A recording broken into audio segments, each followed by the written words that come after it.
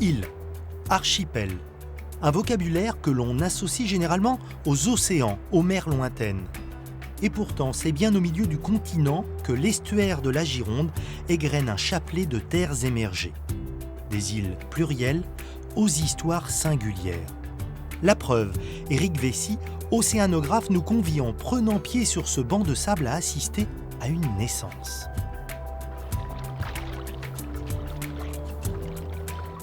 Alors nous sommes ici sur le banc de Plassac, en plein cœur de l'estuaire de la Gironde. Un milieu assez étonnant parce que c'est un embryon d'une future île peut-être. En tous les cas, on la voit évoluer depuis plusieurs années. Une île en train de naître. Peut-être une île en train de naître, c'est l'avenir qui le dira d'ici peut-être simplement 10 ans, 15 ans, 20 ans. Il n'y a pas si longtemps, ce banc de sable ne se découvrait qu'à marée basse. Mais aujourd'hui, une partie reste toujours émergée, la végétation commence à s'y installer. C'est un phénomène rare.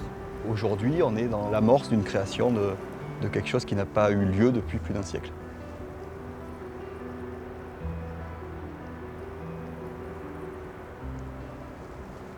C'est un endroit que je trouve extrêmement émouvant.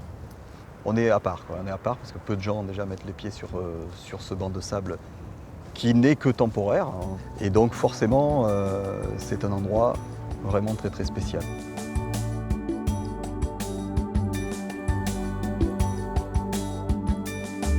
L'estuaire est plus que le berceau de ces îles. Il en est le géniteur. Sous l'influence des marées qui remontent jusqu'à 150 km de l'embouchure, d'énormes quantités d'eau et de matière se rencontrent, se mélangent. Cet estuaire de la Gironde, Éric, ce n'est vraiment pas un cours d'eau comme les autres.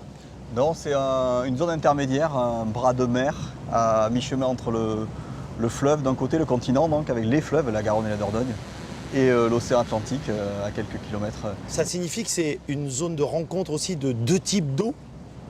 De deux types d'eau et puis des eaux qui portent des sédiments. Depuis les massifs montagneux, la Garonne, Pyrénées et la Dordogne, massif central, amènent des sédiments donc arrachés au sol de tout ce bassin versant. Et ici, ces sédiments, ils rencontrent la marée qui vient à l'inverse 2 fois par jour. Et donc qui va les bloquer. Alors ces sédiments, c'est autour de 2 millions de tonnes chaque année, en moyenne, qui sont bloqués là. Il y en a une partie, 1,5 million, un petit peu plus, un petit peu moins, suivant les années, qui sortent à l'océan. Mais il y a un stock chaque année qui vient engraisser ce qu'on appelle le bouchon vaseux. Les gens de l'estuaire, ils ont une jolie formule, ils parlent des eaux blondes. Alors il y en a d'autres qui disent cette eau, elle est sale. C'est quoi la réalité?